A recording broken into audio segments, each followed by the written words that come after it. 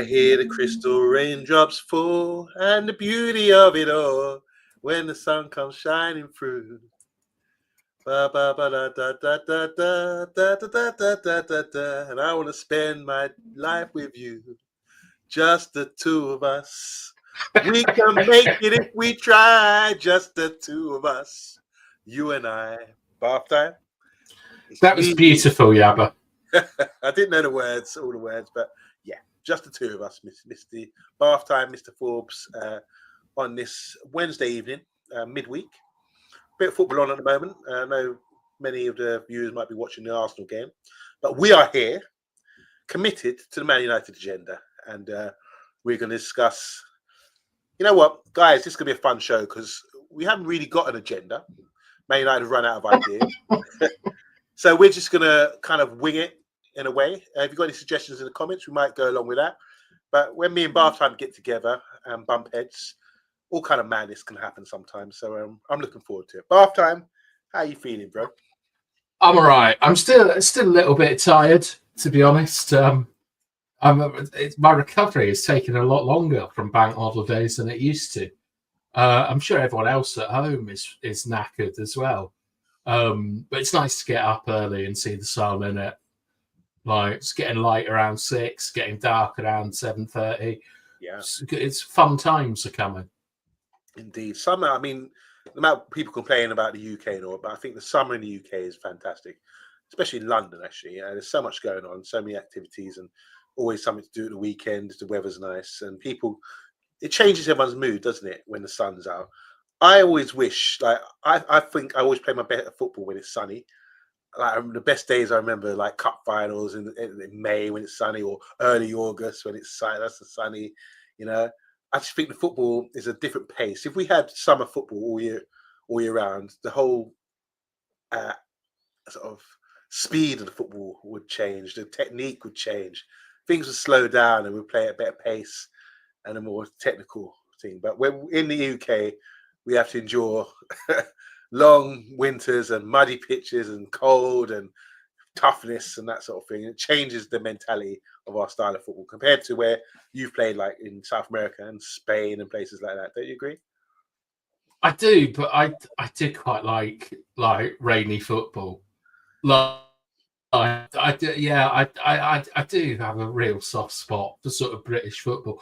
It's, you know, it's also like in the same way that we like talk about when you get hit by a ball in the thigh and it leaves an imprint of the bloody trademark on it. Like, you can see the hexagonals there. Like, there have been days where I've been sweating like a pig in a pigsty or whatever, like in sort of Spain or Chile or Argentina or somewhere, and it's like oppressive and it's a bit too much. But I mean, you just make the best of it, don't you? Football's just such a great game that the conditions like add to it. It's just, as long as you can play safely, you're going to have a good time. Yeah, but the Ole football, I call it, when the sun's out and you're playing, passing and linking up, and you know, it sort of changes. I think the game changes. You're forced into it. When we've seen, I think this is why Scandinavian teams and British teams struggle to win World Cups in hot environments. Like, remember England, they won the World Cup in 1966 in England, and then they went to Mexico City in 1970, and it's steaming hot. And as good as they were, world champions, they really struggled, and they went out to Germany, didn't they, in the end? But wasn't it Brazil? And Brazil beat them 1-0, but then they lost to Germany later on. Right. With Beckenbauer, when he'd done his shoulder and he's running around with his arm in a sort of cast and still scoring. And Gordon Banks was injured, doesn't he? So that was a game. I don't know.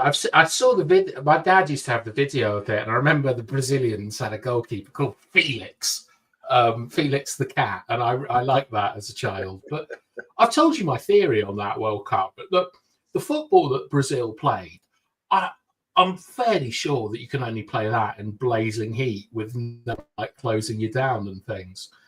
So I do agree with you. But one thing, like, you talk about Ole football, like when we play football at like an organized level, so in this country, you know, we're very into formations and who should be picking up the fullback and all that kind of stuff.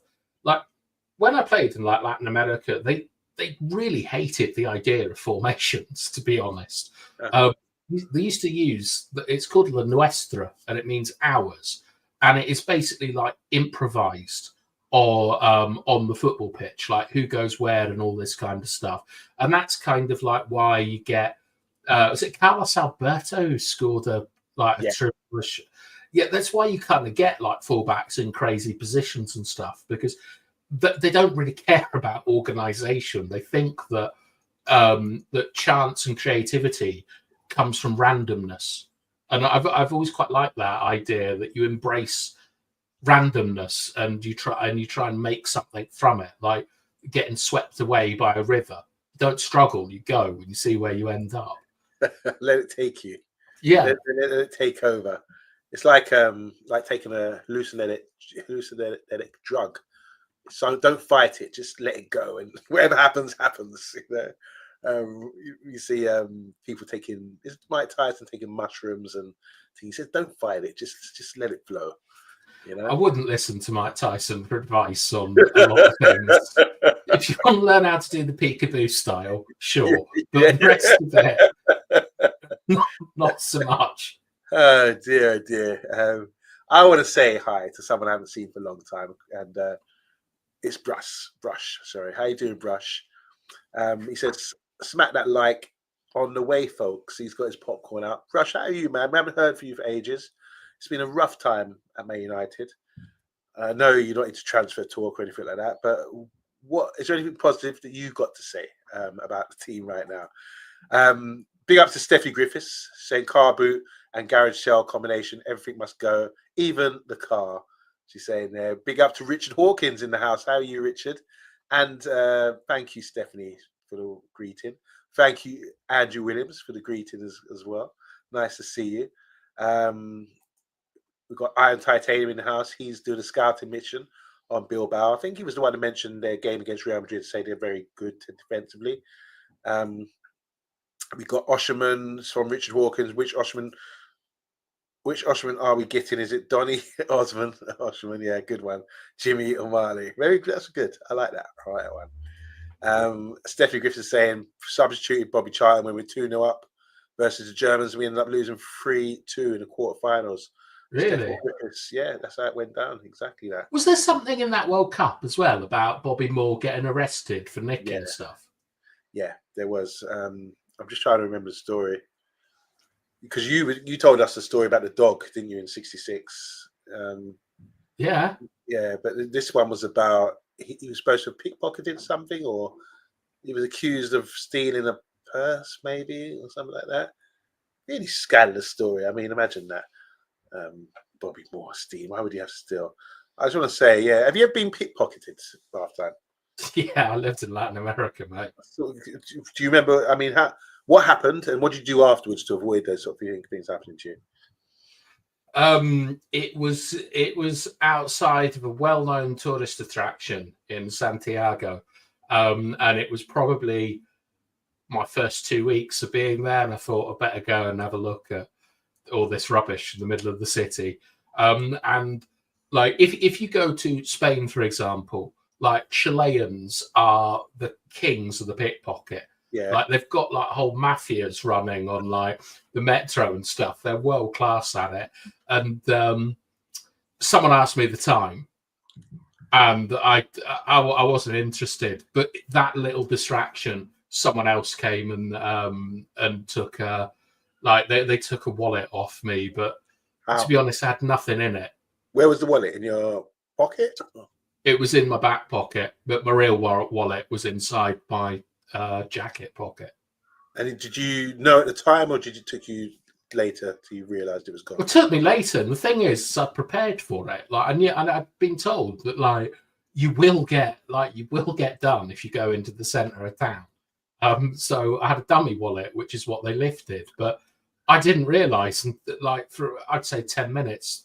Well, I don't know. Like could have been an hour, but yeah, like got lifted off me. But there's a lot of kind of like street level crime out there that you don't really get here. It's very annoying.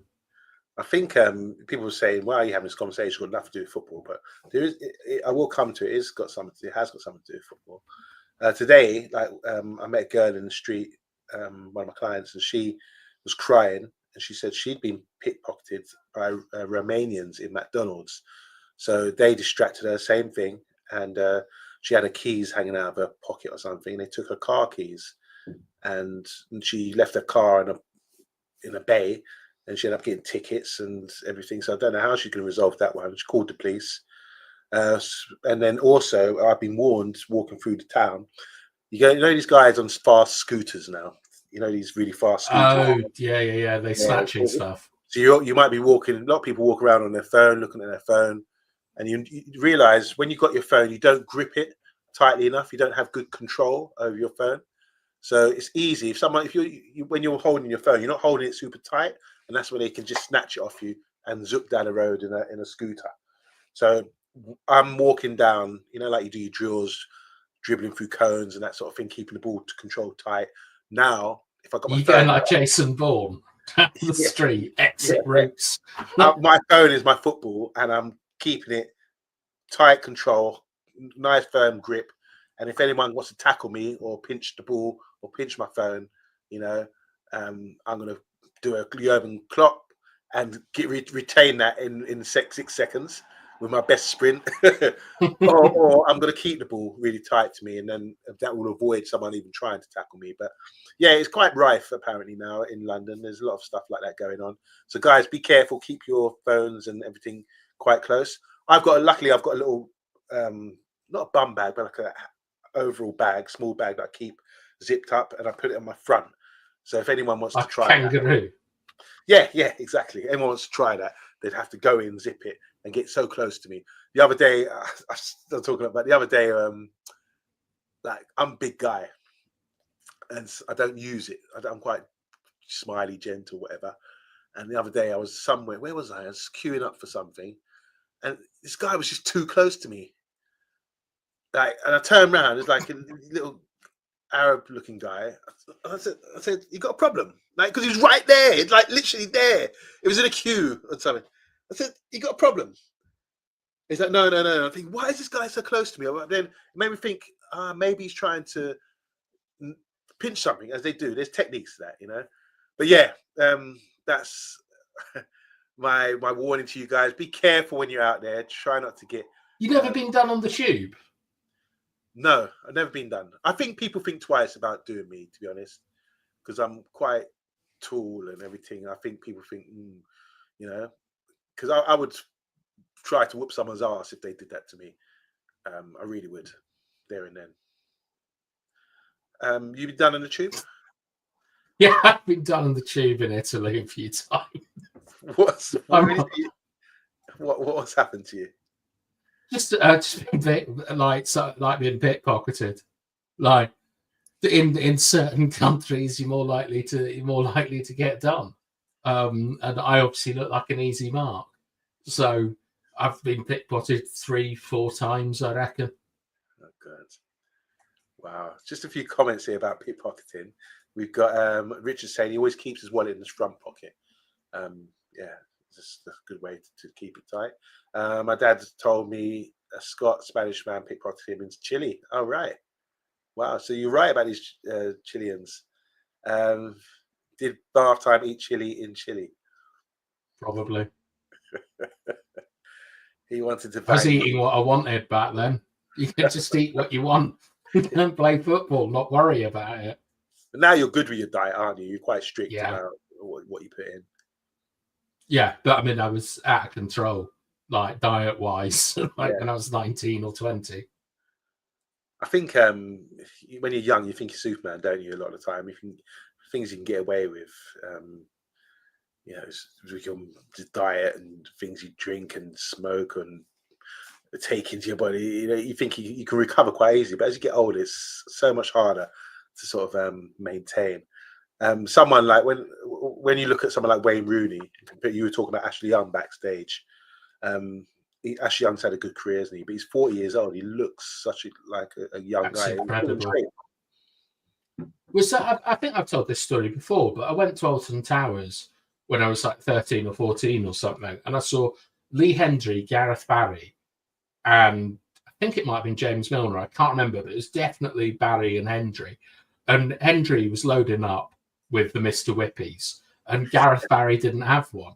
And I always remember that. Like, because Gareth Barry, I think he's got the most appearances in the Premier League of any outfielder or something like that. You've got to be really on it at an early age, I think, to sort of go. And that's why now we see so many like professionals getting nearer 40. Yeah, like it's. I mean, it's inspirational. Like, I hope I'm still like, I don't want to get to vets football. Like, it's still popping about 45, 50, like in some dog and duck league in Wales. Besides the goalkeeper, what position on the pitch do you think has got the most chance of aging and maintaining in the Premier League, for example? Number 6. A number 6. Why you can see it happening with Bruno. Like, all right, okay, yeah, go on. To play behind the ball, you need a hell of a lot of experience. Like, you think of all the great like number 6s and stuff like that. Like, even for us, you think of Scholesy. He wasn't playing that role until he was like 29, maybe 30. That's right. Pirlo didn't start doing it till he was 30. He was a number 10. And now you look at Bruno, and I'm beginning to think that maybe we don't see Bruno as a 10 anymore. That he's finally got the sort of the experience to be where he's basically played for the last 6 months in that sort of number 6 role. And I think that Bruno's been really good there, to be honest. I was thinking about it today that, like, if we get another midfielder in the number 6 role, they've got to be substantially better than Bruno Fernandes, or Ugarte is going to get benched. Like, Bruno will continue to play. Wow.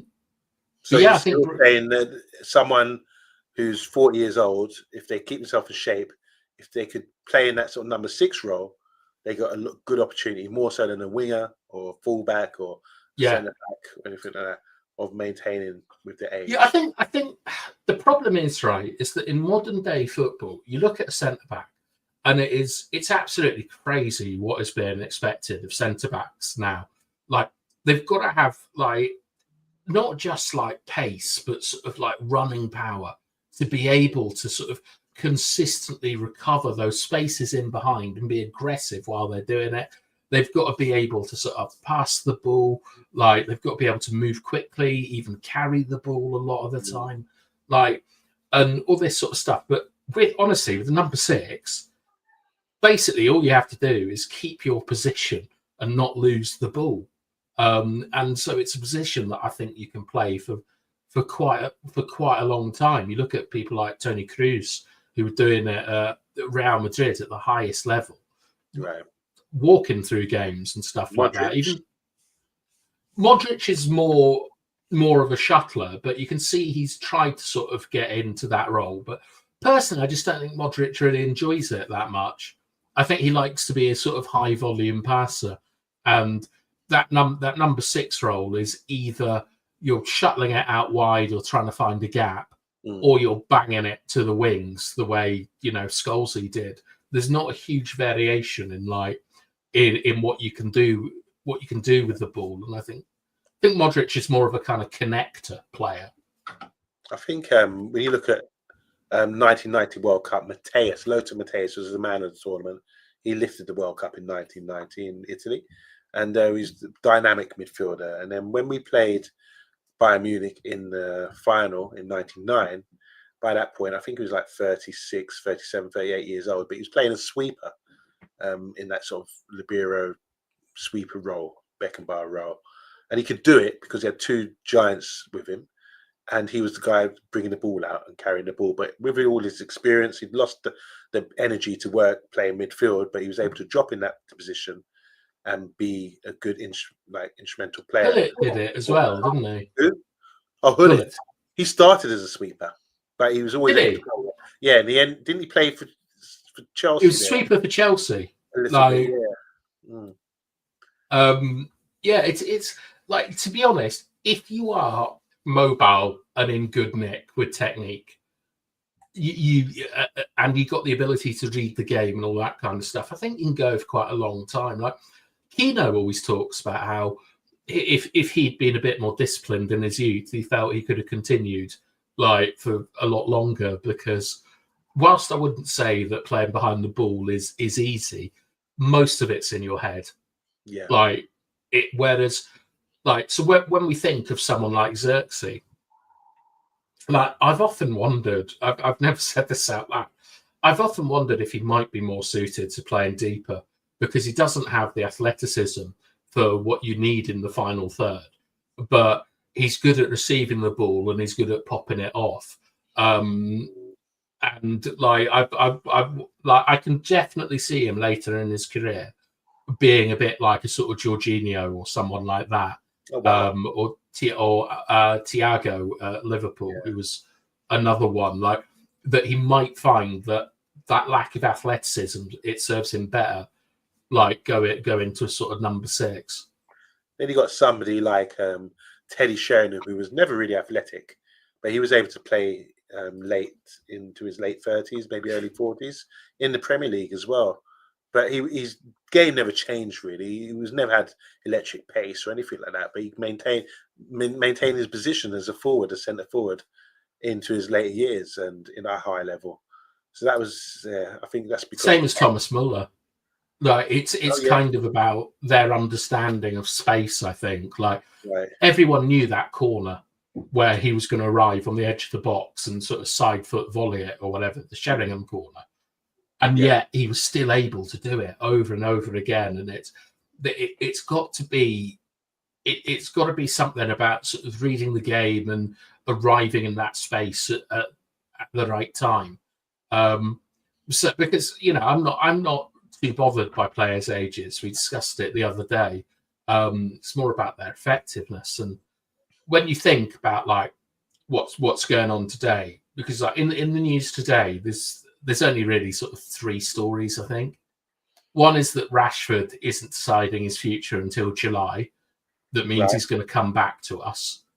Right. So he'll go on holiday at the season ends. But what you have to remember is that we've got a tour like a week after the season finishes in Kuala Lumpur or something. Oh, gosh. We've got an exhibition game.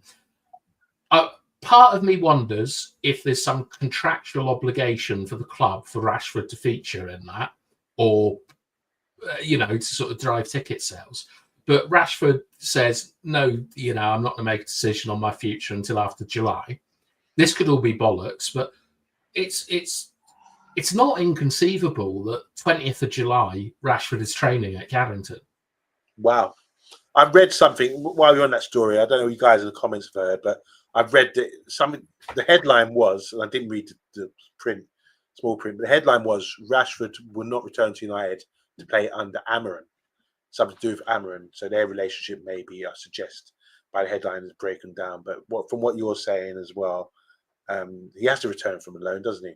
But players that usually have about 2 weeks holiday, don't they, where they all go away? Yeah. So the season finishes in May, end of May. And then you've got the whole month of June. That's the time when players have their break, isn't it? Yeah. Okay, and then July is when they return for pre-season. Yeah, but the thing is that like you can't keep a player away from the club, basically. And Rashford, I assume, if he were to come back, would be training and keeping himself fit and things. Doesn't mean he's going to be selected, but he needs basically a place of work, innit, when he's sorting out his transfer and stuff. And one thing you can say about Rashford is he does seem to do the work, like in pre-season. There's always footage of him like striking the ball really well and things like that. So I think it's really important, like that. One of the things in the show is sell to buy.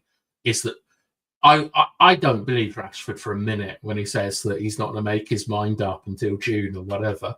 He's waiting for Barcelona to come in. And interestingly, apparently he said that he doesn't want to move to London. Sorry, really? Yeah. I thought London would be a hotspot for him. He seems happy. I'll tell you something. When I see him, I told you I saw him in the boxing the other day. He's with Jacob Murphy and a few of the other boys, and they all seem like good mates. The Villa boys. He seems to like it around there. And Manchester to Birmingham was only a couple of hours as all the boys, Manchester's probably too small for him now, to be honest. Like, the bright lights of Birmingham have taken him away. But, he was a big fish in a sort of small pond. And the other fish in that pond were like City players and things like that. So when you're out at China Whites or whatever, you look across at, I don't know, Doku or Rodri or Grealish, and they're winning trebles and stuff, and you might be paid all the money in the world, but it's got to sting a little bit. But yeah, I think that Rashford is prepared to move away from us. I just think that he always wants. Rashford's got eyes bigger than his tummy, and he wants to play at Real Madrid or Barcelona or PSG. And I think that, he'd do well to stay at Villa on the wages that we pay him, to be perfectly honest. Yeah, I think there's a few comments to read, Bathtime. Okay. Right. We got 12 likes. Yabba's dogs are yapping, by the way. He doesn't want London fear of pickpockets. I completely agree. The allure of Madame Tussauds is overwhelmed by pickpockets. Right, UK Strains, subscriber for 8 years. Villa have wasted time and money on Rashford. You don't want them. They can't afford him. They're out of the Champions League.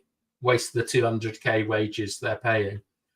I mean, I agree with quite a lot of that, but I think Villa were charging absolutely scandalous prices for the Champions League. Like tickets against Bayern Munich, I think the cheapest one was like £90 for an adult.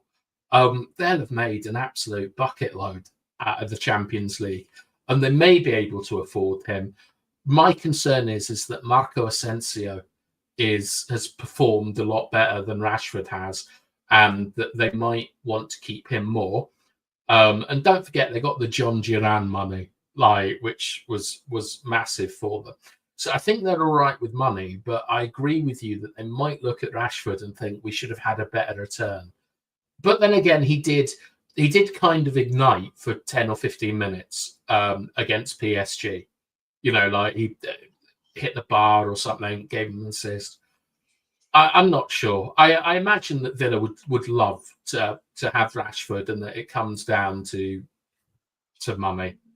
I'm really surprised. I've seen Watkins has been dropped recently for Rashford. I don't know why they're doing it. Is it to get him hungry? Because he came back the other day and looked pretty hungry to score goals again. And I think Watkins is more effective for me than Rashford. He's stronger, yeah, as well, and he's a bit more clinical, in my opinion. I would, if you're a Villa fan, I would rather keep Watkins than actually bring Rashford in because of all the baggage that he comes with. Rashford, I think it's probably the Arsenal stuff. Like Watkins, they bid, didn't they, for Watkins? Like someone in chat will tell me how much it was, but it wasn't a huge amount. I think it was about 50, maybe 60 million. And I think it might have turned his head a little bit. I think that Ollie Watkins probably looks at what he did in the Euros, which is, in particular, he came on and scored a goal, didn't he, with 5 minutes to go or something like that. And when you've got players like Emi Martinez in your squad, who's won pretty much everything internationally, and they're talking to you about how, you should be playing for England and things like this, and then Rashford comes to Villa basically to try and get his England place back again. I wonder if Ollie Watkins looks around, looks at all the other strikers in the league, looks at Isak and things like that, and thinks, I'm better than these guys. I should be, I should be at Liverpool or Arsenal or City. I should be competing at the top level of football. And but saying that, he's taken Villa to the Champions League. I mean, they haven't done it for years, since 1982. And he's been dropped for Rashford. Yeah, so do you see what I'm saying? There's no wonder he would be a bit peed off about that because he's taken him there. He's their main kingpin striker, and now he's on the bench. He's been on the bench for Rashford recently. So Yeah, I don't understand. I thought can't two of them play in the side, but clearly not. I think he's getting sold myself. Like, well, yeah, I'd be surprised, but they better get good money for him because he's 29 and he's done so much for the club. yeah, I mean, Watkins is a really, really good player. We were linked with him like the year that we got Rasmus Højlund, but Ten Hag wanted Højlund. Yeah, I mean, the thing is, right, is that there's no question in my mind that Rashford has more bountiful gifts as a footballer. Without doubt, Rashford's got everything to be a world-class footballer, except for a brain and possibly a heart. Like one of them, like a Tin Man and a Lion. Yeah, yeah. Like, I mean, Rashford should be really at a top level of football, but he isn't because God knows why. But Watkins, man, I can see Watkins ending up at Liverpool or Arsenal this summer. Oh wow! They're both looking for a striker, aren't they? 29 though. I think Watkins is on. It's a really important time for him now because I think he has been consistent in the Premier League over the last few years as one of the best strikers. And he's not exceptional. He's just very good and strong and good strong runner and a bit of a handful, So right, well, take Kane out of the equation as the England centre forward because he's head and shoulders above everyone else. Who would you play? Who would be the number 9 for England then? Well, during the Euros, they took not James Toney, my favourite boxer, Ivan Toney. And at that time, I thought Ivan Toney can do a bit more than Kane. I was very disappointed with Kane during the games. And I thought, nah, man, you need to start with Ivan Toney. He holds at the ball. Obviously, he hasn't got international experience, but I thought... He's in Saudi, but there's no way he's playing at number 9. Back then, when it was the Euros, it was only last summer, I believe it was. He was the guy I was thinking, okay, he can do something here. But yeah, beyond that, it's only Watkins, I think, English strikers. I can't think of anyone else. Solanke? No, not for me. Not at that sort of level. And he's not prolific. Nketiah? A good season. No, I'm watching him tonight. He's getting munched up, eaten. I always liked him. He's dreadful now, isn't he? When he came on the scene, he was so strong and compact. Yeah. What about? Oh no, he's Swedish. I was going to say Alangi, because he's been playing at number 9. But I genuinely think when you look around the league, there's obviously a dearth of what we consider to be proper strikers. But I think Ollie Watkins has got to be second to Kane for England. So Ollie Watkins is second best England striker. That's what you're saying, yeah?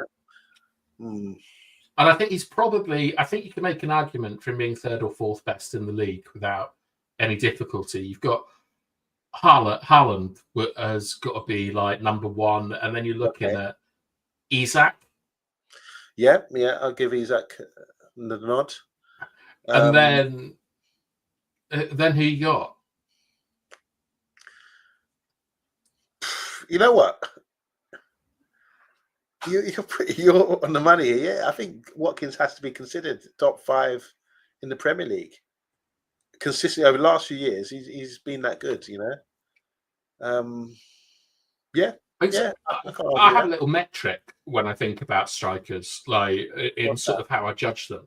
And they've got to be good at 2 out of 3 things to be, a top striker. To be a top striker, you've got to be what they do in possession off the ball, hold up play, linking, stuff like that. Number 2 is what they do in transition, and number 3 is what they do in the box. And if you're good at like 2 out of those 3 things, you can play for a top team. So you look at someone like Jesus, who's not good in the box. Like he's okay in the box. You wouldn't say he was a good penalty box striker. He's really good at the other 2 things. Like he's really good in transition, and he's really good at holding and linking and things like that. And you look at our boys, Xerxes, this is why I prefer him to Rasmus, is good at linking and nothing else. And Rasmus is shit at everything. basically, of my criteria. So when you look at Watkins, he's good in the box, he's good on transition, and he's good at holding the ball up. And that means to me that he's a top striker. Yeah. I mean, I don't see any argument for anyone in the chat about best strikers in the Premier League, but Watkins, definitely has to be considered.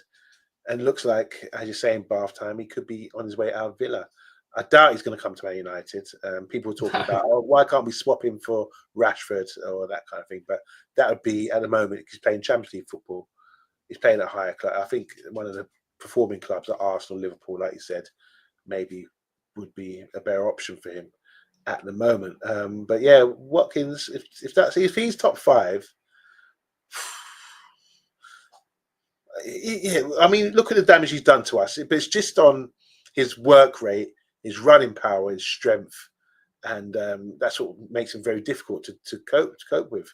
I've seen even top defenders struggling with him physically, for his running power. So, yeah, fair play to him. This is a guy who was playing further down the leagues not so long ago, and he's worked his way up and become a top 5 striker. Big up to Mark. He's in the house. He's saying a good evening.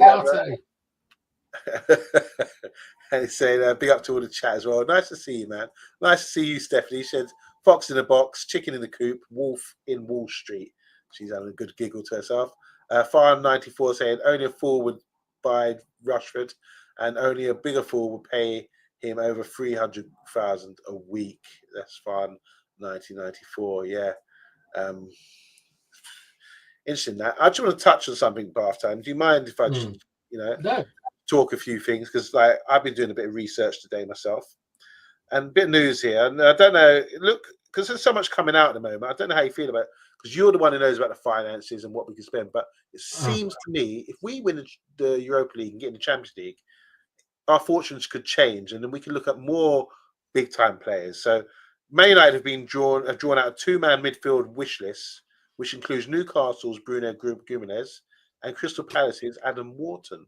The club are internally discussing the prospect of signing the midfielders from the Premier League rivals as Amorim eyes changes in the middle of the park. That's from First Slide source.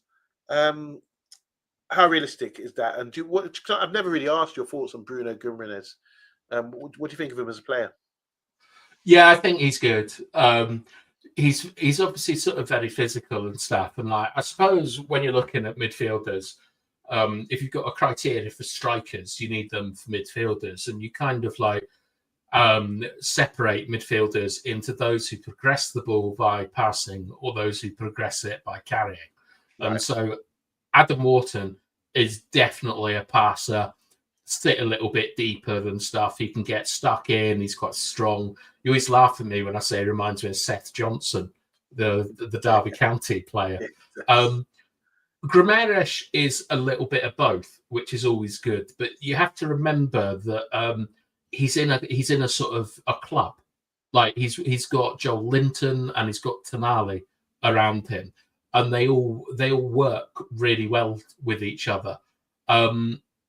So with Bruno Guimaraes, I think it's pie in the sky to think that we're going to get any player out of Newcastle United at the moment. But he would be an excellent player. I'm now just kind of thinking, if we get another midfielder, what would you prefer? Would you prefer a passer or a driver?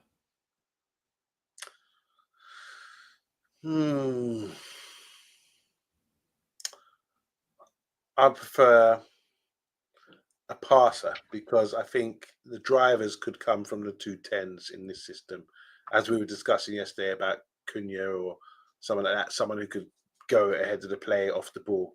I think it should be those guys rather than someone running from deep, breaking his block and going that far. Just to add to that, do you remember Liam Rashenia, who's Leroy Rashenia's son? Yeah, I do. He's currently managing Strasbourg, and they're in contention for the Champions League in the French league. And he doesn't speak much French, but he's doing really well. And he plays a similar system to Art Boy Ruben Amorim 3 at the back, wide wing backs. Yeah. And what he does though, the difference is he either plays a diamond or he plays 2 pivots and 2 in the pocket. He calls it. So is that a box? Yeah, or the box. That's what he calls it. He says the terminology he uses is 2 in the pocket. The box. Yeah. And basically, what he did, there was a little thing I was watching about him. He was playing a game, went 1-0 up, playing a diamond, and then he shouted out with his assistant to translate in French, "Stop." With his assistant, he said, "Get them now to play in the pivot." So that was just a little bit of adjustment that he's made, and this is his system. He's able to sort of go abroad into France. 2-2, by the way. Well done, Crystal Palace. Who scored? It looks like Mateta. Oh, he's wearing the mask. Yeah, Mateta, another guy. I like Mateta. Yeah. So it's just, I just find that interesting. He's playing the same system, and it seems to be like a common system now. We've seen Alonso play it. We've seen Amarin playing it. All these young UEFA graduates coming out. I seem to think the system is the one for the future. And so he just tweaked it a little bit. Once they scored the goal, he made it a double pivot rather than a diamond, very interesting. So what do you think about the driver and the passer if we were to get a midfielder? I'm not completely sure, because I'm now beginning to sort of like accept that Bruno is a 6. He's not going to be a 10 anymore. He's so vital to us. And we need someone who's able to kind of progress it and stuff. He's kind of cut out a lot of Bruno stuff in the last 4 months or so on the ball. Like, obviously, he'll still take ridiculous free kicks in the last minute and put in shit corners. But there's a lot less, like, he's using the ball really, really well. So it would be what would complement Bruno. And I think you probably need you need someone with a bit of pace around him. And you need someone that's a bit secure. And I think for the number 6, I would like to see someone who's a bit more secure on the ball rather than a driver. And ahead, you get your drivers, like, or your carriers or whatever. And I think that kind of feels a little bit United to me, where you've got like a couple of 6s that are pretty solid on the ball, can get it through, and then we just we ignite. You get it to Acuna and Ahmad or Kobe, and off they go. You know, like really sort of like driving at the spaces and things, and then you get your wing backs on the outside. It could be quite exciting, but it's if we can attract those players, because it sounds like today we're out of Osimhen. Like, it's Delap and Cunha are the main targets. And Stephanie's saying don't 6s need to tackle. No, they don't, Steph. Yeah. Like, I know everyone thinks. I mean, obviously, it's helpful for a 6 to be able to tackle, but what you need now in modern football is interceptions, because they're more dangerous. Like, because when you tackle, you're basically turning it into a second ball thing. But if you intercept the ball, you should be able to get it under control, and then you can launch transition. So this is why I think they like Ugarte quite a lot, because Ugarte had ridiculous interception numbers, and his tackling is dreadful for a defence. Always on the blind side. It's horrific. But what you tackling is what you really want to be doing as a number 6 is closing a player down and forcing them outside. Like, if you go in for a tackle, it's like you either win it or you lose it. And if you lose it, they either go past you or you concede a free kick, and then you either get booked or you don't. So you kind of got to be worried about players that are known for tackling in the middle of the park. You want more to your game than that. Of course, it's very useful, but what you really want is someone who can recover second balls and win their headers, and can intercept, and then be secure on the ball. So, with the rumours here about Bruno Guimaraes and Adam Wharton, it would be Adam Wharton, I imagine. Well, we might be able to get Wharton. But there's no way we're getting Bruno G out of Newcastle United. And the thing is Wharton and Elliot Anderson are the pivot for the England under-21 side. Yeah. And it really would... I bet you that they're a better pivot than, like, Rice and Bellingham are. Like, I think that they're better suited to each other and so on. Mm-hmm. It's going to be difficult, and they're going to be wanting to break into the team for the World Cup next season. If a Liverpool come in, if Chelsea come in, if anyone in Europe comes in for Wharton, he'll excellent point, Steph. Like, do you think Pirlo was good at tackling? Like, you don't always need it, but if we're going to have to pay Wharton to come to us or hope that he's got some love for the club. I think if the club could do it, he would be the number one target, but he's not. The number ones are Cunyan and Delap because there's motivation and appetite for them to move. That's true. 18 people watching right now. Big up to you guys.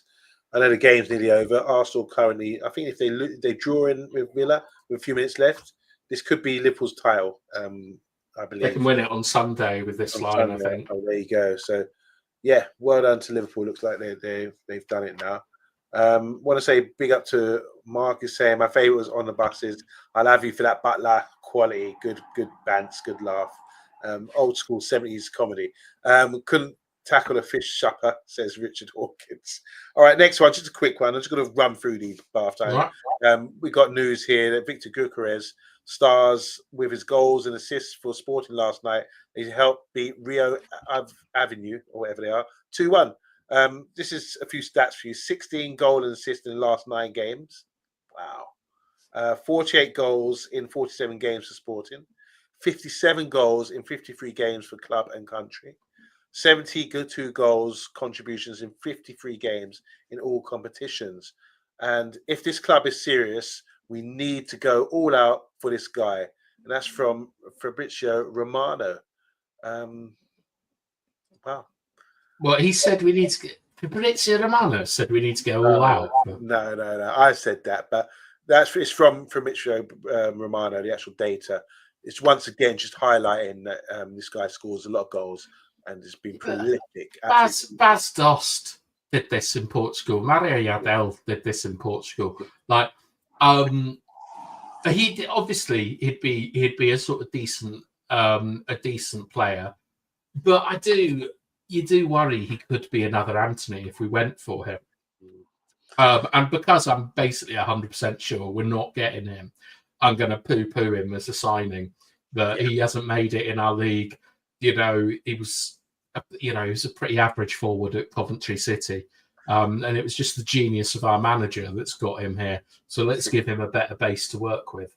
But the numbers are good, though. Fair enough. This is professional football. Numbers can't. But can't argue with what he's doing. We usually expect, what happened with Ten Hag, he always went out and bought players that he was familiar with, that worked with before. And we kind of expected that with our new manager, but he hasn't seemed to gone down that route. Especially the only signing he has made is Dorgu, and he's got no connection with him. He's from Lecce, isn't he? A Danish player. Yeah.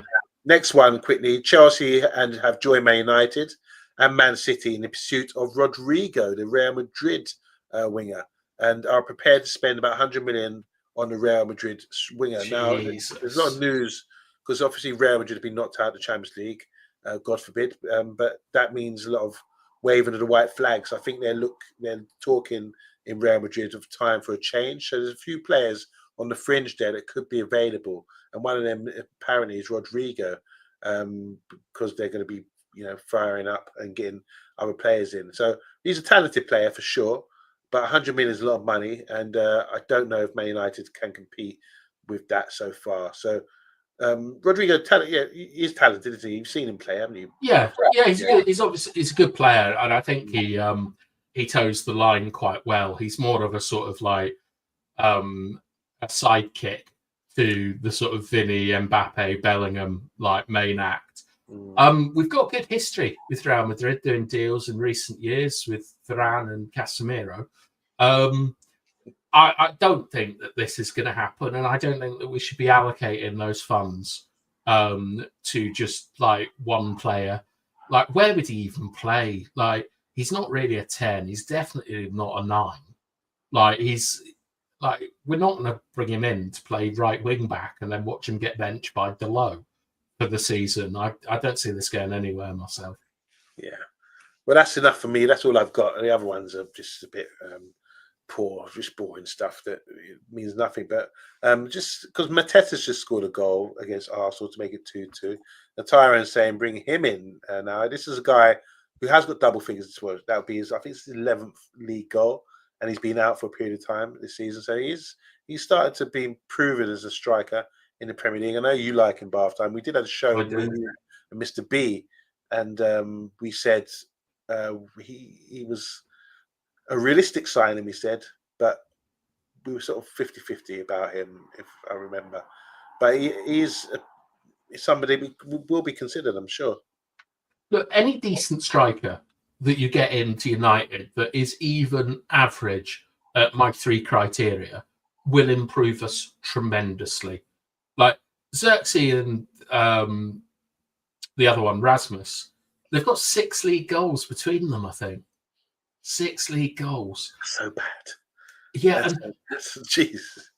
Do you know what I mean? Like, and Xerxes played more than like Rasmus has in terms of minutes and stuff like that. And all right, fair enough. It's his first season and stuff. But you know that you're not going to get goals from Xerxes. He's a facilitator.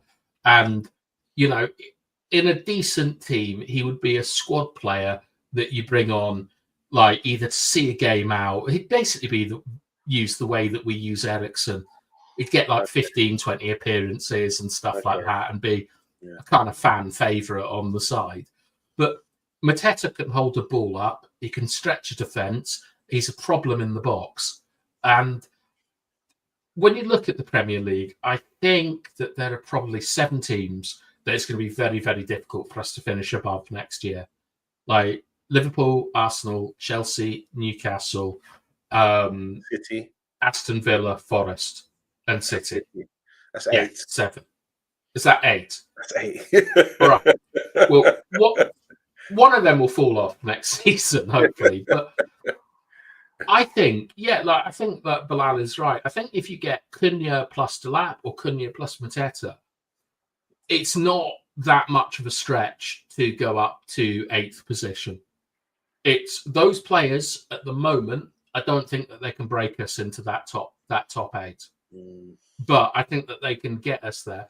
And if we can get there, then with our financial power and things, shout out to Sats for Devils, with our financial power and stuff like that, then maybe we can like make a breakthrough in the next like year or two. But I think that the signings that we've got in have now got to be focused on finishing like in about 8th position, realistic, obtainable, and an instant. Because this is the worst season ever, Yabba. The worst season ever. Really bad this year. It's one to forget. We need to move on. And it will all be forgiven if we actually start performing next year, because then we could say, last season was a repair season to get things sorted. But I can't see us maintaining this sort of level for too long. We're Man United club. Surely we'll get quality players in. And even if we're not managed correctly, the quality players will. It's goals, Yabba. I think. Yeah, but that's what I'm saying.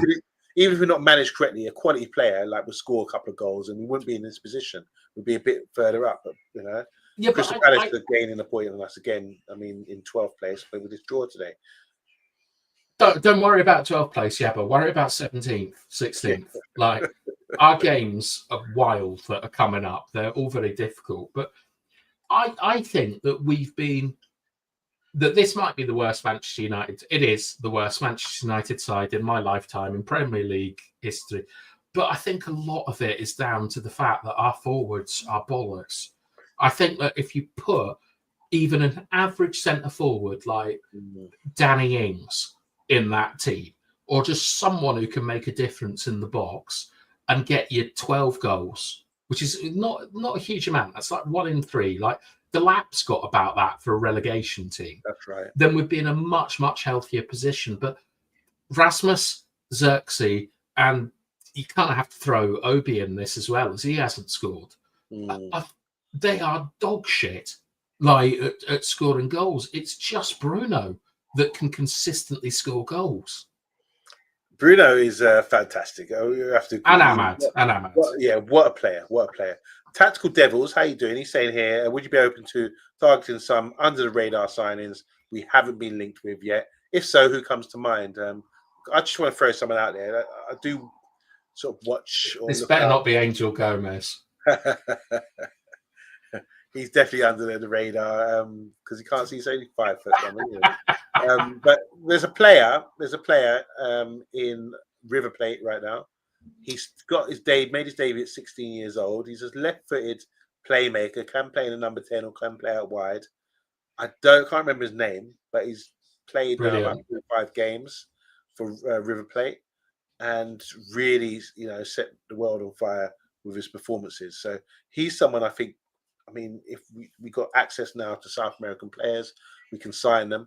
He's at the age now where you can get him. He's got a £40 million. I think it's a £25 million clause on him, which would be the highest ever for a River Plate player.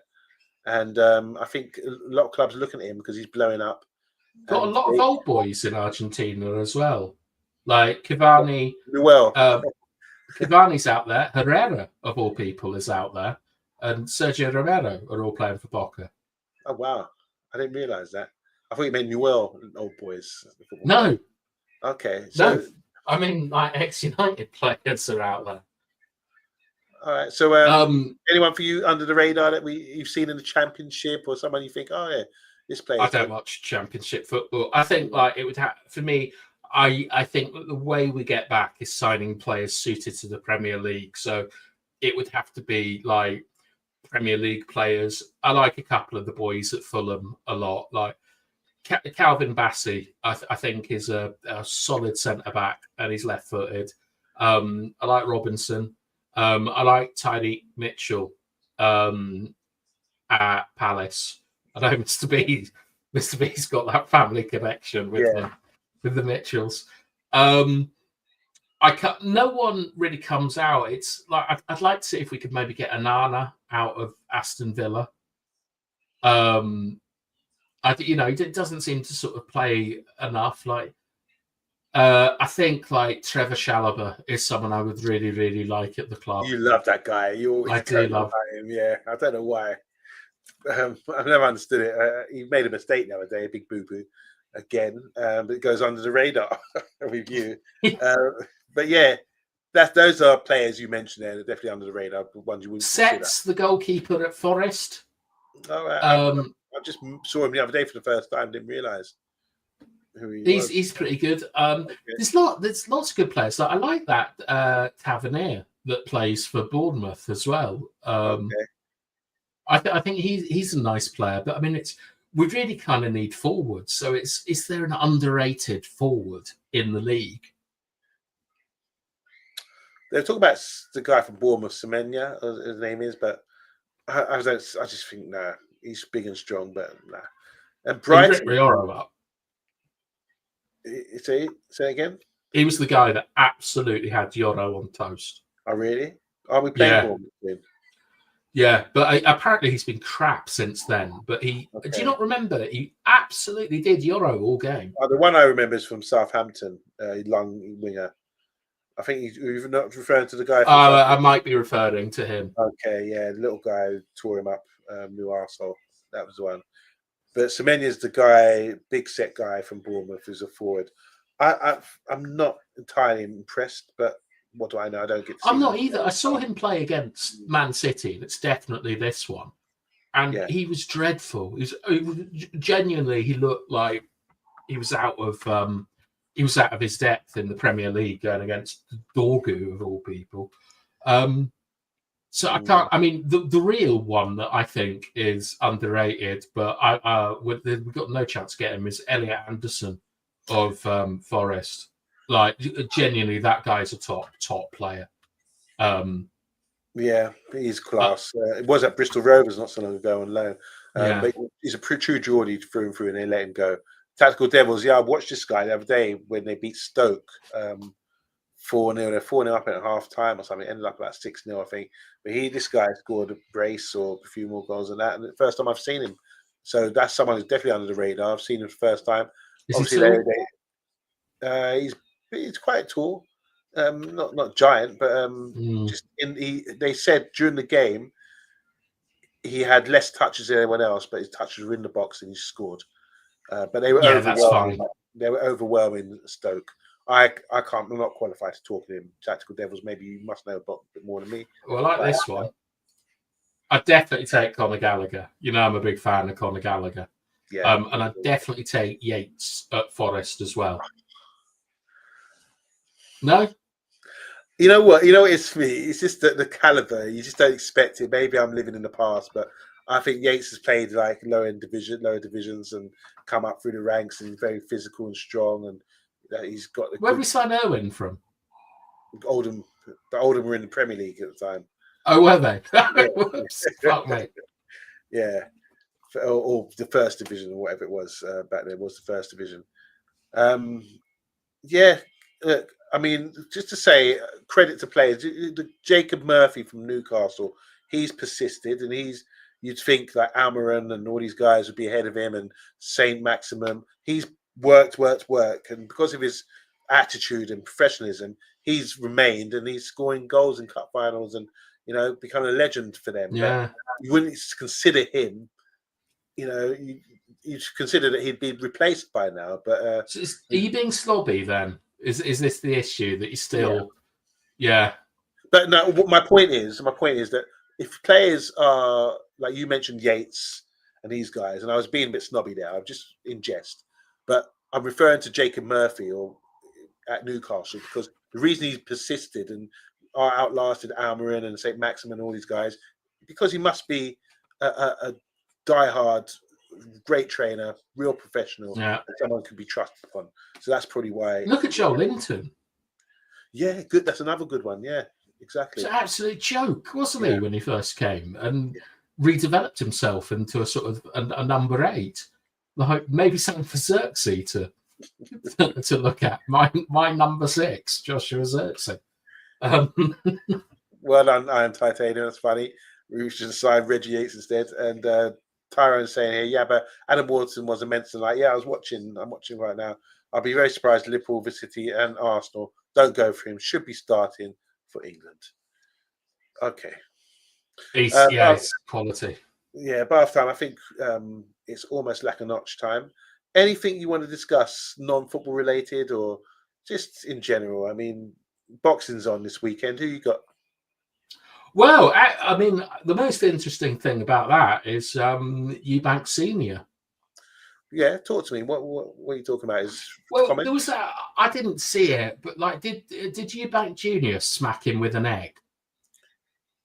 Yeah, he smacked Conor Benn with an egg. Yeah. And Eubank Senior said that I don't know where he learnt that from. That's not. I didn't teach him that. Like, I'm not going to be in his corner. That's not the behaviour that I want from my son, and all this sort of stuff. And it was very sort of like a sort of Greek tragedy or something, being like outcast by your father. I'm not that interested in this one, to be honest. Like, for what reason? I feel that Eubank Junior, I feel is a bit of a kidder. I think he sort of makes out he's something that he isn't, the way he sort of talks and things. And it's like an echo, isn't it? It's like, I think Muhammad Ali's daughter fought George Fraser's daughter once or something, and it's Joe Fraser's daughter. Was it Joe? Like, yeah, it just. Okay, sorry. Sorry, go on. It's just like it feels manufactured to me, and the participants feel manufactured, and it doesn't feel like a sort of organic rivalry. I mean, I love Chris Eubank Senior. He's one of my favourite sportsmen ever, as we've discussed before. But this whole thing just it feels like it's almost like, when you sort of like watch Riyadh season or whatever, and this should be at York Hall, or this should be at Wembley, or this should be somewhere else. It feels fake. This to me feels fake, and I don't like it. It's No, you're right. This is it. They're selling a fight. I mean, this is retirement money. I think it's the most money both men might get. There might be a rematch. You know, they're building it off their legacy of their fathers, aren't they? Yeah. And I think what Eubank Senior did say about the egg incident, he said that's against the code of ethics. I can't do the lisp. Ethics. From what he expects, he never behaved like that. When he's confronted by someone in your face and aggressive, he would never behave like that, and he doesn't expect his son to behave like that. I think, it's been taken out of context, what he was trying to say there, but he's just basically saying no, he wouldn't do that. And there's a public fallout between him and his son. He doesn't support his son anymore in boxing. They've fallen out. They've hardly spoken in the last years. Say? Publicity, do you think? What the issue? Do you think it's real? I'd say this. Let me say this. I think but in boxing, no one sells tickets. Like, I had my little friend's Afghan guy, big up to Ramesh Amidi, called Rambo. He had a fight. He hadn't fought for a few years because the British Boxing Board of Control banned him for some sort of brain issue that he might have had when they'd done a scan. But they just didn't want him fighting. And he's a really good little fighter. But it's about selling tickets. And because he's got that whole Afghan community behind him, he can make money. He's being pushed now. He had a return fight at York Hall the other day. But 95% of boxers don't make any money. Yeah. So you have to actually create a gimmick. I think Eubank Senior created a brilliant gimmick and stuck with it and made a living out of it. And he was a great fighter, though. I don't think he was a great fighter. He was very good, very strong, very good, always in good shape, good chin. But I don't think he was a great fighter. I mean, over here in the UK, yeah, we might think that. But at the time, there's people like Michael Nunn, James Toney, Roy Jones Jr. He wouldn't go. I do like Roy Jones Jr. Yeah. You know, I like him. Yeah. So just a few comments here. I know everyone wants to talk about conspiracies and all that, but obviously Tyrone was saying about his son calling him out. Sorry, the dad calling him out. Isn't elite. I disagreed with that. Eubank Jr. I think what it is with Eubank Jr. when he's fought his losses against Billy Joe Saunders and George Groves. That's when he was stepping up to gate crash world level. That's when he just fell short. But Billy Joe Saunders, good boxers, got outboxed him, but it was they're gatekeepers though, aren't they? Yeah, and then George Groves was bigger than him, naturally bigger than him. He went into a super middleweight tournament, Super 6 thing, and when he was really middleweight, but still fought competitively in that fight. But that's the thing, Yabba, is like to get into that group, like you've got to get past these kind of gatekeepers, like because you'll get your shot and your mandatories and things like that. And he's never been able to break through, and neither has Ben, has he? So it's sort of to me, this is why that's where lack of credibility. You're saying then because they're not; these guys are selling it as a big fight, but they're really not and it's proving anything. And the other thing is that with like Eubank Senior, what you have to remember is what happened with him in the ring, where he severely damaged someone. Like he really changed their work. So I do think he takes that aspect, like the decorum and the sort of you got to respect someone who's going in the ring, like putting it on the line and stuff. And for Eubank Jr. to just be fucking about in press conferences, like sort of trying to ape Tyson Fury or like Conor McGregor, like I think it's really unseemly, to be honest. And boxing is a quality sport, and I hate the fact that they think that they need this. Like the Klitschko's genuinely some of the dullest men like ever, but you don't need. Who was that crazy one that used to chase Klitschko around on a jet ski? That would be Let's Go Champ. Let's Go Champ, yeah. Yeah. That was authentic though. Yeah. Yeah. Do you know? This isn't authentic. Yeah, that's true. I mean, let's talk another sport that someone I was really impressed with. today. I've been waiting because the snooker world championships going on right now. Thank you. That's a mind sport as well. Shannon Briggs, yeah, that's a mind sport. Someone, you need to be on it. I mean, you can have many sessions. What, snooker?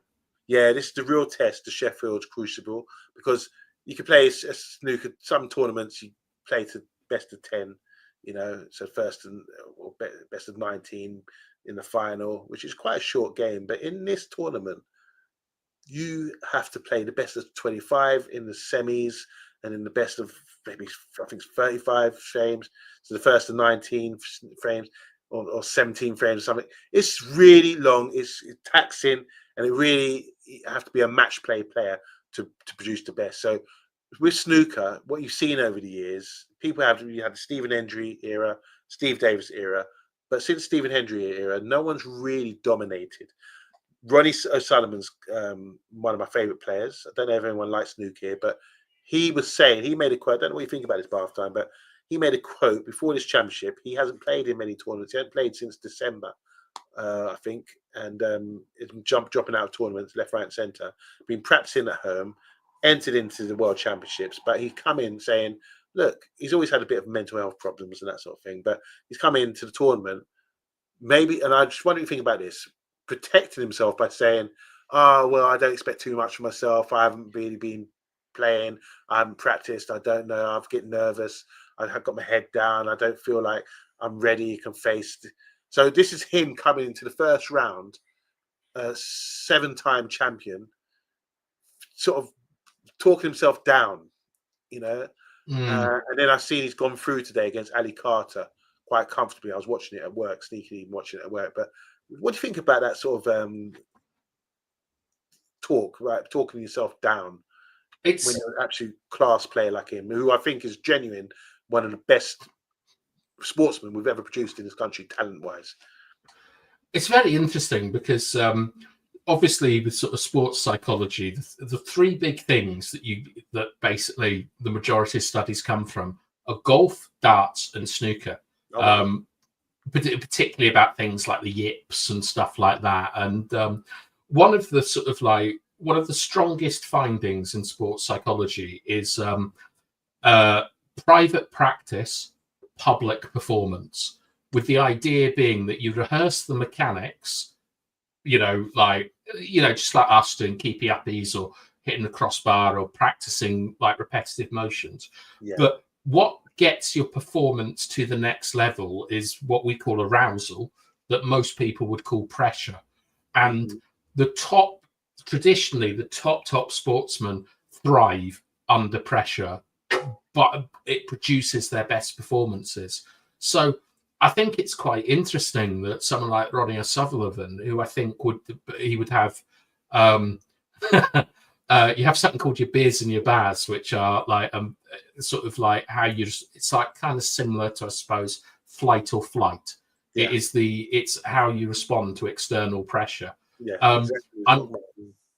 I'm very, very surprised that a top sportsman isn't actually trying to put a bit of pressure on themselves, because in team sports, you don't want to do that, because that means that you can then point the finger at someone. That's why you always want to lower expectations in a team sport. But when it's an individual, you want to take that pressure on and use it to make yourself better.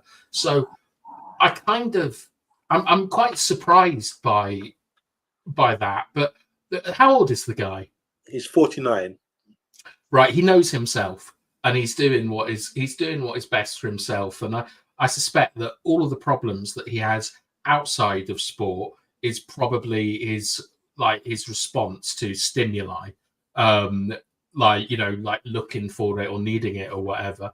And so in order to get himself back, he's trying to like limit the stimulations and the other like influences, and sort of be a bit more namaste and zen and concentrate on himself. But I haven't heard too many like elite sportsmen talk that way. Interesting that, yeah, it's good. I wanted to ask you that all day. I was waiting. I was going to ask you backstage actually, but I had to get out of there now. And I want to say big up to Stuart. Stuart lives near, as Ronnie O'Sullivan says, he's a legend. And darts is only played pub league for years, still thrown out. Also, he's played a bit of darts as well. Richard, good night. thanks for coming. Stuart loves the game of snooker. Sullivan is good at mind games, says T. And just talking about the other guy, he's talking about Judd Trump. He's only won it once, the World Championships. Reminds me of Jimmy White, both left-handers. And we got a comment here from Tactical Devil saying, I'm not a big fan of boxing. So my question is, what's something you think nearly everyone pretends to like, but secretly doesn't? Is this sport? Do you think he's talking about sports here? Well, it could be anything, couldn't it? It could be like Severance, the TV show. Like, you know, it could be sea bass with chili flakes. Don't try it. I'll tell you something that comes to mind for me. When I turned, this is long, it's a different time then. When I was 18, turned 18, my friend, he was driving at the time, and we went to a pub. His girlfriend worked in a pub, or his family managed a pub. So we used to go to this pub and play pool and all that. And the whole thing was like, yeah, geezers. He was like that, and it was like drinking pints. And so I remember ordering a pint, thinking you're like one of the guys. Too gassy for you. I didn't like it. I'd rather have a lemonade. It tastes nicer or something, you know. And I just didn't like the beer. And I thought, I'm supposed to be looking cool because I'm 18 and I'm able to order a drink now. But most of these guys, I'm looking around and say, do you actually like the taste of this stuff, you know? So that's something that I pretended to like, yeah, let's have a beer.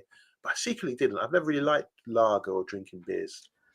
Yours? Yeah, they're too gassy for me. I drink Malibu and Coke. I have done since I was with young. An umbrella and straw. Yeah.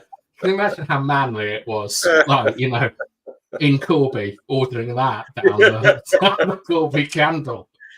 Everyone laughing at you. For me, it's got to be skydiving. It's absolutely shit. And everyone goes on about how good it is. Like, have you done it? Yeah. Oh, wow. Like bungee jumping, yes, that's good. Skydiving is bollocks. Like, you got a bloke strapped to your back, you jump out a plane, it's fucking cold. Like, you're flying down, and like you're worried about like insects getting in you and things. In my experience, when I did it, like the guy pulls the parachute, and you're up there, and you're sort of like compelled to make small talk. And the small talk we had is that we could see all the roads and things, and he started complaining about like roadworks on the A14 because he was like going down. He's going, oh, for God's sake, look at that! Look at what the council have done. We've got to get through that, and I'm strapped to a bloke like 600 feet up in the air, talking about Northamptonshire County Council. But it was wildly overrated. I hope you enjoy it, Stuart. But bungee jumping is much better. Oh wow! Tactical Devil said that's hilarious. Wasn't it? Was like a Curb Your Enthusiasm skit or something. Like another bloke sort of strapped around you, floating about in the air, talking about like traffic congestion. Oh dear, It cost me a shitload as well. Oh God, you're a great storyteller for half time. Just indeed. I think we should do this more often and have a bit just random questions. We're going to do the moon landings when we get knocked out. Europa League. That's going to be a blockbuster. Yeah, but I mean, look, story time. I mean, it'd be great to sort of tell stories and about your life and all that kind of thing. There's a lot of funny stuff there that needs to come out, and why not document it before we pass away and go, and no one would ever know what you've been up to. Well, it's because those are authentic stories, not like bloody Eubank and Ben. Yeah, like unbelievable. What was your favourite like sort of boxing rivalry from the UK? From the UK, yeah, like a homegrown one.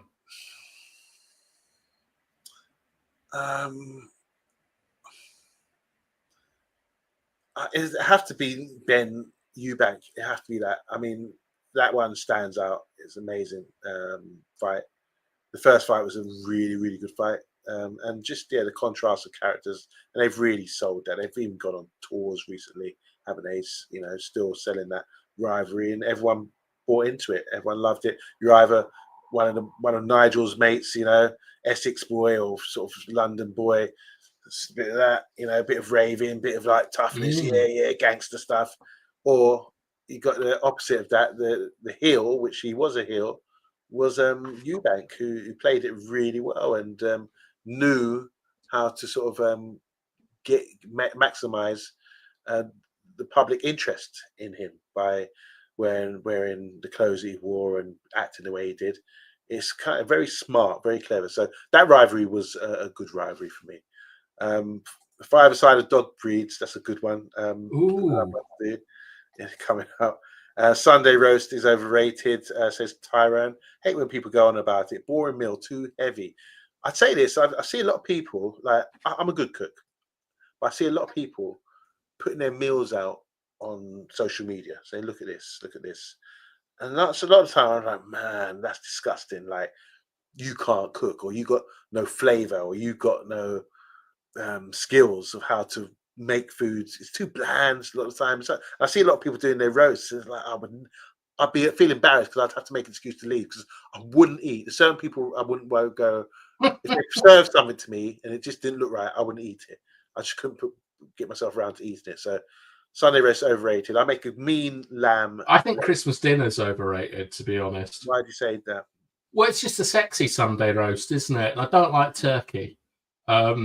I don't like Brussels, and the thing about being too heavy is that, like, I don't eat a great deal, but sometimes I lose it a little bit and have too much, and I feel a bit like an anaconda digesting a sheep, and I can't really sort of move, and I'm too sleepy and things like that. And Christmas dinner, like, I know I've got five-a-side on Boxing Day, always gets me, but yeah, I also don't like people that put stuff out on Instagram. It's like judging a player off YouTube or something. It's just their highlights. Let me see what you had for breakfast. Like, you know, like, what's the rest of the week's meals like? Bloody self-indulgent, narcissistic tosser. So, all right, we won't be coming round to yours for Christmas dinner. You won't be having one, will you? Tactical Dev saying, okay, guys, random question. What small decision you made unexpectedly changed your life? That's a good one. I've got one. I don't know if I should say it, but I maybe shouldn't have come. Oh my God. Yeah, but I understand what that means. Yeah. All right. Mine was going to play in Mexico. I went to play a random tournament in Mexico when I used to fabricate press packs to try and get trials at places. I think I've told you about the incident. I don't think you ever told me this one. Going to Mexico? That's how I ended up playing in Chile. I went and played a football tournament that I didn't even know was happening in a place called Navajoa in Sonora, and it was like I had to get to Tucson, Arizona, and then I took a bus from Tucson, Arizona. That's 12 hours. I went to this tournament and I played well, and I got picked up, and I won it, obviously. But afterwards, we went to, I've never seen it before or since, but what they do there on a Saturday night is, instead of like sort of going out to clubs and things, they all get in their car, go drink driving, and just drive around in a circle. And they've got drive-through pubs where you drive through, and a girl comes out on roller skates, says what you want, and then just gives you loads of booze. You drive on. And that unexpectedly changed your life. Yeah, because I ended up going playing for Carlos in Chile and stuff. And it was, everyone told me not to do it, and it was extremely stupid, and it probably was, but I had a great time, and it completely changed my life. Oh God, we got to do this more often. British food is boring, says I am titanium. Love a Toby Carvery, king size extra Yorkie, says Stuart. I can imagine Stuart loves that sort of Carvery food.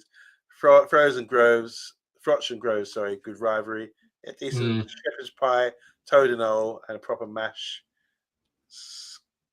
proper match. Scran. That's Stuart. And my decision to support Man United and Eubank and Ben, best rivalry, no doubt about it. That was. I did like myself a bit of Froch and Groves, to be honest. Like, I Bit found like a bit of push and pull, bit of that, a bit of driving the double-decker bus like around Wembley and things. Like, a lot of complaining afterwards about the decision. It was that was organic, wasn't it? Because they were two, in my opinion, fairly average fighters that quite clearly didn't like each other, and it had been going for a very, very long time. Yeah. And I always felt that's what Prince Nassim really missed, was a sort of a homegrown rival, and we didn't get it for like 25 years or something. That's right. He did fight. What's his name? I can't remember his name. I can't remember the guy's name now. But yeah, there's Errol Christie and Mark in the 80s. It was black. I don't know about this. Mark Kaler against Errol Christie. So Errol Christie's a black guy, and Mark Kaler was a white guy, and it was really ruckus. This is in the mid 80s. Racial undertones. Yeah, big time. And Who won? Mark Kaler actually won the fight. But it was he the black or the white? He's the white guy. But it was really built up. It was a massive fight at the time. Errol Christie was a great amateur, and he was a talented boxer, but it was just a roughhouse fight, and Mark Kaler won the fight. Was it a dodgy decision or anything? Or no. I think he stopped him. It was really ruckus, but really ruckus. The times were different back then. It was like you said, had a bit of a racial undertone to it. But that was a big rivalry between the two, even though they only had one fight.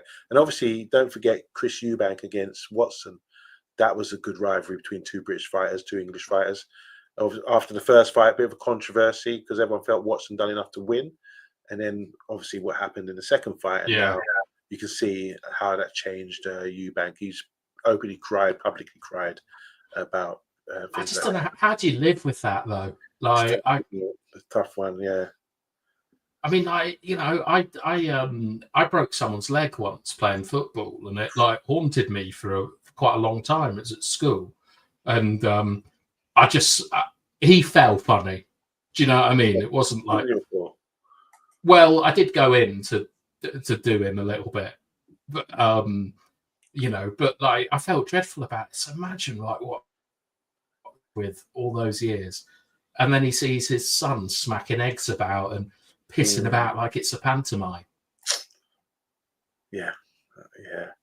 And we talk about rivalries. I mean, look, we got a tactical devil saying here, what's a place you travelled to with low expectations but ended up we're absolutely loving it? For me, it was Kiev. Wow. Why would anyone? It's really cold, isn't it, in Kiev? Ukraine. Why would you go there? But he said the people were incredibly welcoming him and made him feel generally included. So that's a good one, actually.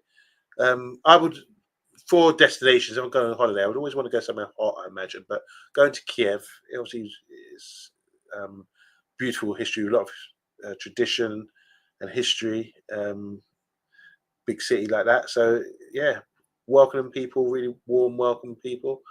And what about you, Bathtime? Somewhere you've gone and which you didn't expect to be a nice place and turned out to be, a wonderful place. Probably Middlesbrough. I think that's grim, isn't it? Very grim. Yeah, well, it was. I really got on in the northeast. I really like the people. Like obviously Tyrone is from Middlesbrough as well, which is interesting. But I just I really liked it up there. Like it was really nice. I thought and it is a bit of a shithole, but the people are good. Like the northeast, like not Geordies, but the northeast is a good part of the world, and I enjoyed my time up there like tremendously. I spent like almost 6-7 years there. Oh wow, I didn't know that long. You didn't come out with an accent, that's for sure. I mean, this is how they all speak in Middlesbrough, exactly like that. What amazes me is because I think I've asked you this before, but I always ask people up there, Newcastle, Middlesbrough, Sunderland, all in the same sort of region, but they all have slightly different accent. even though they're quite close together, and people can recognise, oh, you're from Sunderland, you're from Middlesbrough, just from their accent. But they all sound the same to me, in my Does opinion. that not happen in London? Yeah, there's all these regional accents, isn't there, around the UK? Like Manchester is quite close to Liverpool, but the accent is just like day and night, isn't it? And then I'm sure if you're living in Manchester and then you go to somewhere like Burnley or Leeds, just up the road, which was literally like within an hour, the accent's completely different. I remember when we were students, we used to go up to Manchester, Nottingham. My friends used to sort of be at uni up there. We used to go and party at the weekends. I remember like when the first time I was driving out and we were chatting in the car and everything, and it just seemed like half an hour, but we actually got to a service station, and it must have been the 2 hours we were driving for. And I couldn't understand what the Brummy girl was saying. I said, "Where are we?" You know, I couldn't believe it. So you saw your first cow. It was a whole new world. And then recently, well, not recently, but about 5 years ago or so, yeah, maybe about 5 years ago, I went with a friend to get a dog in Grimsby, and we hired a car to pick up this dog. And it was such a long drive to Grimsby, and we got stopped again at a service station. And I swear to God, I'm like at this coffee thing at a service station, and the big joke was we were just laughing hard because we couldn't understand what this little girl was saying behind the bar. I'm asking for just for coffee or cappuccino or something. I just couldn't understand her. The accent was so strong. I thought, where the hell am I? You know? And I think I speak clearly, like my accent is just perfect or a normal accent. But everyone thinks that, though. Yeah, it's true. What do you think? You got the people in the comments? Do you think Bartime's got any kind of regional accent going on? Let me know in the comments. What do you reckon? Yeah. No, I definitely sound like I'm from Cornwall.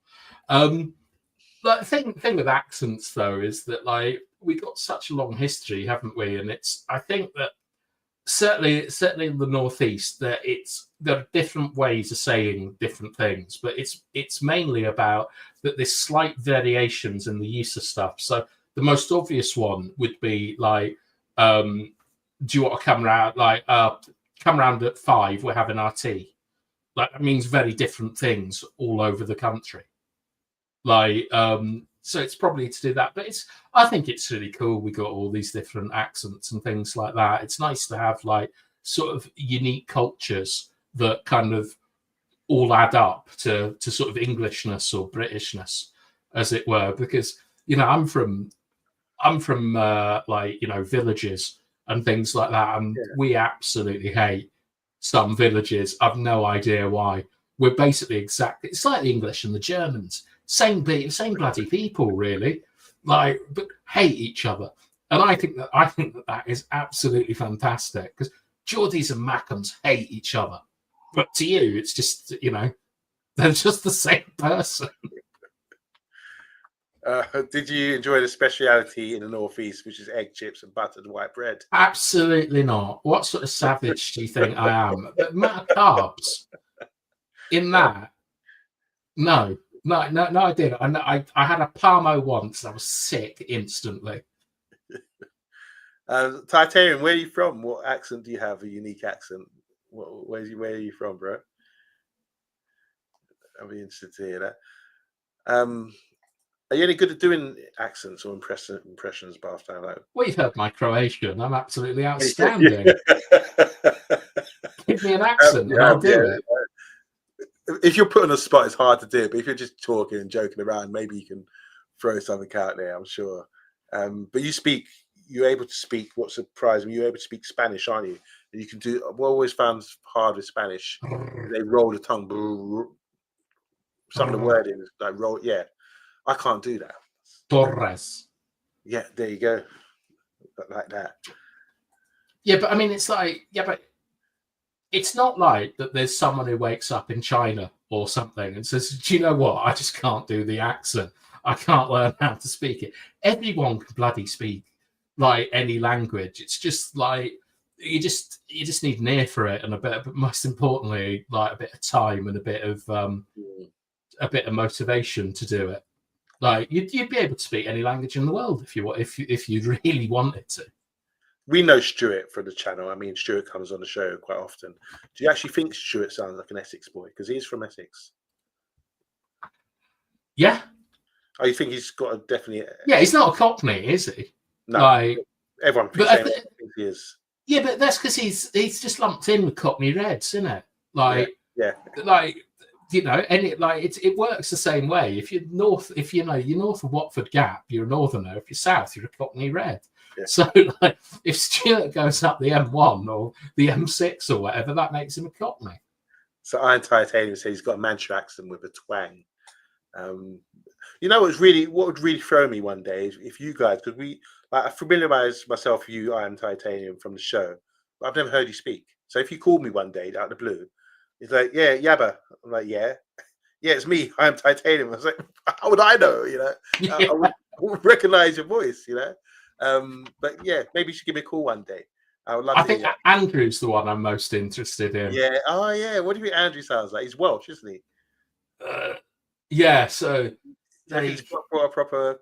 I think he'd have that sort of. I don't know. Like, you've got to think that this heavy he's not here. Actually, he's not here. So we'll do it when he's here. But okay. I imagine there's heavy breathing involved. Sugar. Stuart saying the Manx have the best accent. Yeah. I don't have the strongest Manx accent, says I am Titanium. I can do most accents, but Jamaican accent is the one I find hard, even though I'm Jamaican, says Decent where I live, says Stuart. Yavi, you must have loved the New Zealand. The accent is interesting. I used to think there's. I know the difference between the New Zealand and the Kiwi accent and an Australian accent now. Oh, demonstrate. Just by ear. My flatmate's got a Kiwi friend who came around the other day, and we were talking about, even though it's been like 20 odd years since I've been there, talking about the accents, and they say bro a lot because you got Maoris and Islanders there, and they say, yeah, bro. So that was something that I've always thought it's quite clicky, the New Zealand accent. Like the Australian accent has like a diphthong, doesn't it? Where like it goes up. It's an intonation that you have at the end of a sentence where you go up, so it always sounds like sort of New Zealand is like it's sort of at the tip of the tongue. It's a bit like South African or something. And Australian or Austrian is like put another shrimp on the barbie. It's sort of like down and then up. It's like a Birmingham accent. I've always found it quite interesting. Funny enough, Tyrant says it's the worst accent. Yeah, I kind of agree. Don't like it. It's really dour. No disrespect to Matt Bassett or Vincent in the chat or Ed Mayhem. I know you're from Brummie. Just a good one. Who's the biggest celebrity you've ever met in real life? And what was the moment like? Was it awkward, chill, or surreal? For me at the time, I was Curtly Ambrose. Funny story. We used to go up to Central London, like as kids, go to Chocodero and Piccadilly and just look for girls, and you'll get up to madness, you know. This is like when I was 12, 13, 14. And at the time, obviously, West Indies had a great cricket team, and Curtly Ambrose is about 6'7", but he's actually giant to me back then. He was my hero, because he was such a great bowler. And we saw the West Indies cricket team walking through Piccadilly. So we ran, really like, oh my God. And you get so much energy running, because you can see this big walk, thing. So I ran up to him. I said, and when I got there, I was so tired. I said, Curtly, can I have your autograph? And he went, nah, man, and just walked on.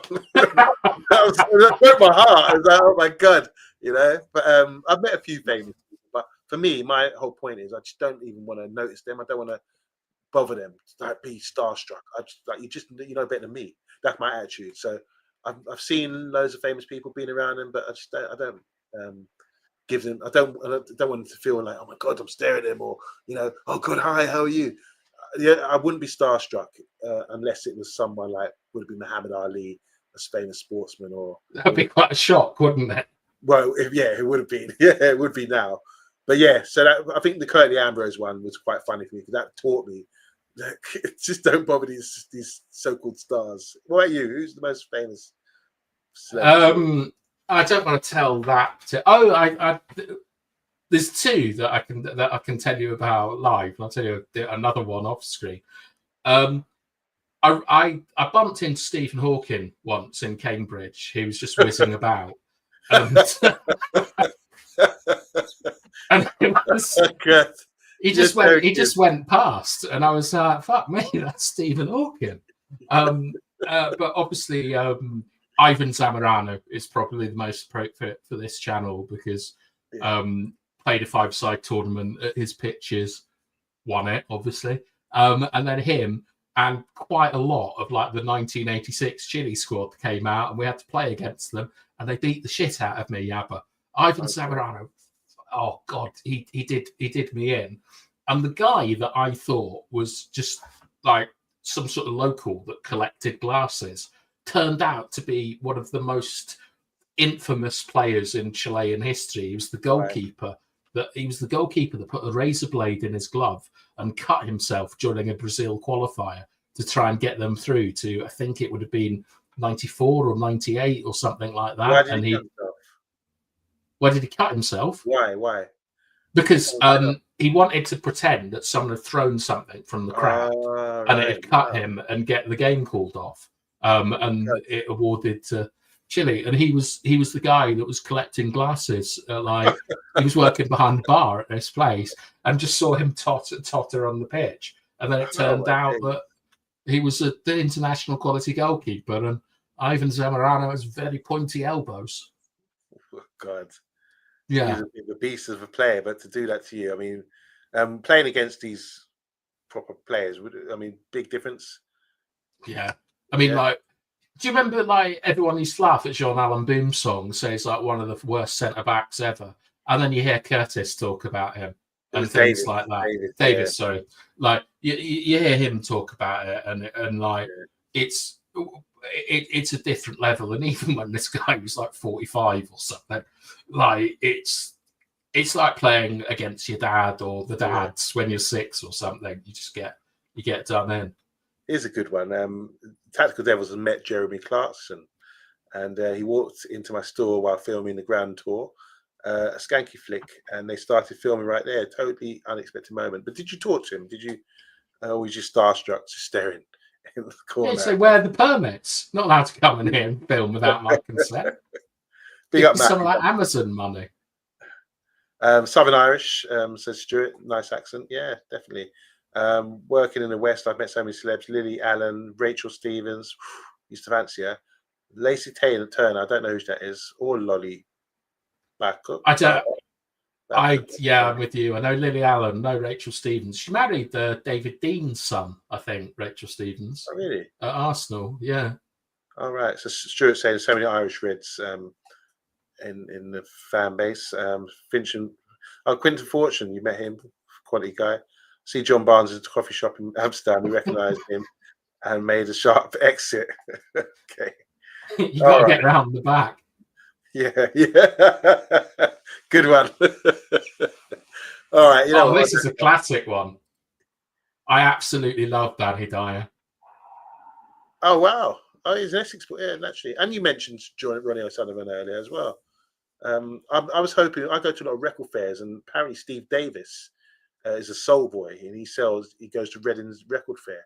So I want to go there and meet him because he's one of my heroes and someone I actually would approach and say, the Nugget, I flipping rate you, man. I would really, and talk music as well, because obviously he loves soul music and that sort of thing. So speaking of soul music, one of the weirdest interactions I had in the Northeast is I went to see a salsa band. Yeah. Like in nowhere particularly salubrious. And it was bloody Nobby Solano, like the Newcastle right back. Apparently, he'd just been staying there, like playing the trombone. I was like, this is really weird. And then I saw Mendieta, who because he apparently still lives up there, doesn't he? Yeah, he's still there. And it was like, looking at two genuine Mendieta, what a player, and Solano was great as well. And we're all in Fitzwilliams in Middlesbrough. What a wonderful world. So imagine that. So you've gone to this band and you saw the flyer and everything. You want to watch a salsa band. It didn't say Nobby Solano and Flamengo. Well, it did. But I didn't think it. I assumed it was just some irony or something. I didn't realise it's actually going to be Nobby Solano. like on his trombone. Who's Bradley Walsh? Is he a comedian? I think he does sort of like BBC game shows, and he was a comedian. Jonathan Ross has got a brother as well, isn't he? A presenter. I don't know. I know Gary Lineker's brother, but not Jonathan Ross's. Yeah. Is Mendes still in Middlesbrough? Apparently so. Yeah, apparently so. He loves it. He's the same as me. What's the most surprising place he's been to? Middlesbrough. Okay, all right, guys. We've been going for 1 hour and 45 overtime, and we're going to blow the final whistle. Mr. Pete's going to go spare. Curious.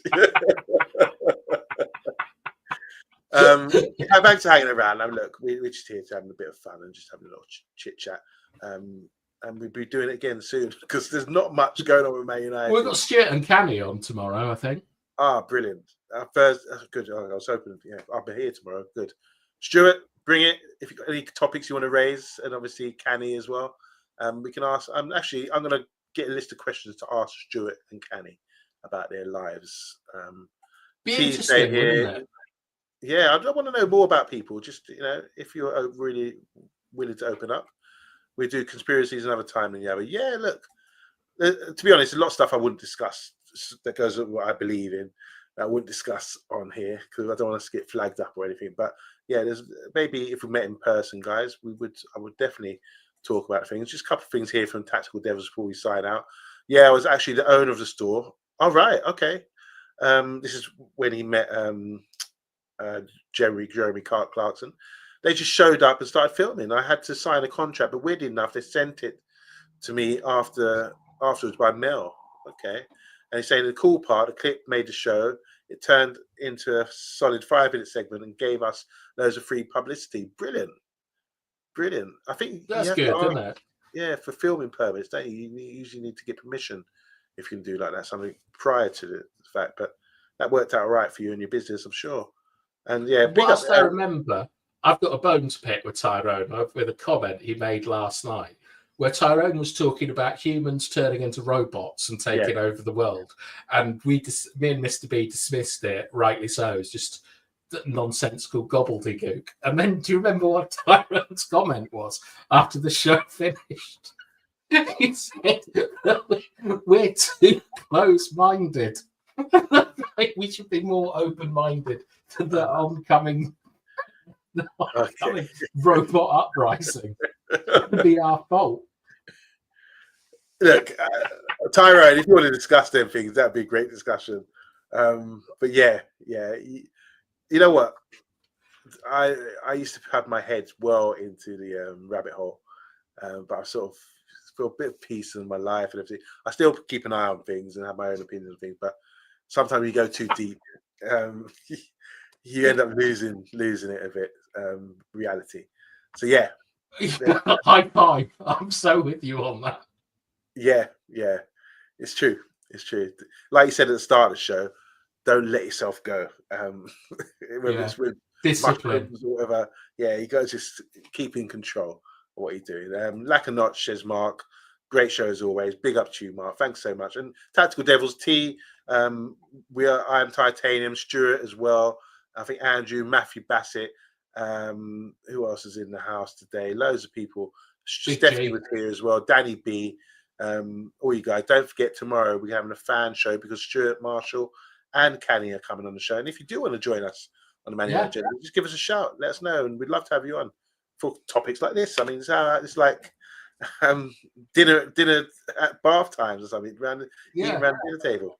And one day we could just do like a 5-minute show, end the show, and then just really nail down the conspiracy theory chat we have afterwards, because you need to bring your A game when you're talking to Yabba about these things.